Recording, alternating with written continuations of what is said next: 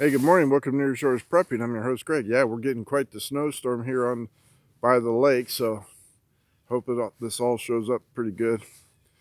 News flash from the White House telling people, get out while you can. Get out while the flights are available. Telling diplomats, get out. Take your families. They're advising any Americans in the Ukraine, get out while the flights are still going. Hey, Mr. President, did you forget to tell us about the National Guard troops that are there training and advisors? The reported numbers are anywhere between 150 and 1,500. Do you think that they might be in danger? Do you think that if they get killed or wounded when Russia goes at it, that might be an excuse for you to go at Russia? What do you think? Should we get our troops out of there? I think so. Putin says Ukraine must not join the NATO group. It must remain neutral. And if not, we're going to take it and take everybody else that's there too. The United States says you can't dictate to us. Germany says we're not in this. Don't get us involved. We want the Nord Stream 2 gasoline pipeline, propane, and everything else that Russia's going to supply us. And think about how stupid this administration is. First thing they do is cancel everything that made us energy independent, and then they go to our enemies, Russia specifically, and says, please sell us more oil, sell us as much as you can. We will fund your military invasion into Ukraine by buying all that you sell us. Did you think about that? We're funding the Russian military invasion of Ukraine if it goes by buying their oil, because this administration and this idiot canceled our energy independence. We are also built the Chinese fleet because they bought so much of our debt.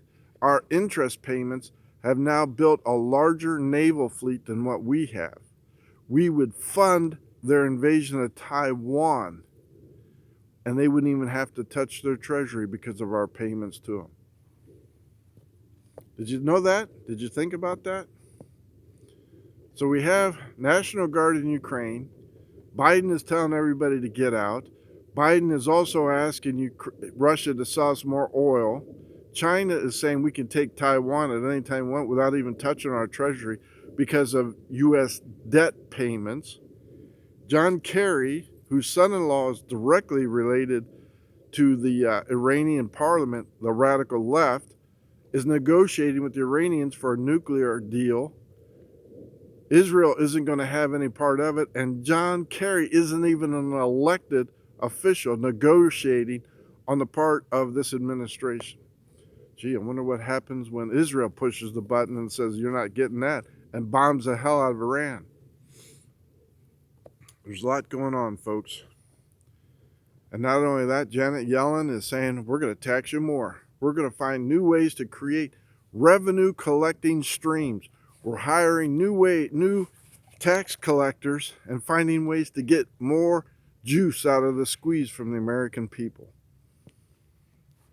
And this is just the beginning of the nightmare, folks. I lived through this with Jimmy Carter.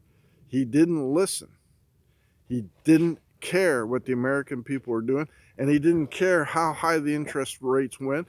He just said, oh, well, I guess we're just going to have to get through this. It's not that bad. Biden is doing the same thing because he's an idiot. They're all cut of the same cloth. They hate America, they hate the military, and they don't care. We're just peasants to them. If you think I'm making it up, go look at Jimmy Carter's foreign policy. See who he favored. There's a lot going on. Get yourself right with God. Get baptized. Talk to your family members. Make sure they're right, because that's forever. In the meantime, keep buying food. Keep educating yourself. Get prepared. Buy gasoline. Buy oil. You can't control it. So you might as well live with it, and you might as well thrive underneath of it. Thank you for liking and subscribing. I hope this shows up. I know we're getting a lot of snow. Greg out.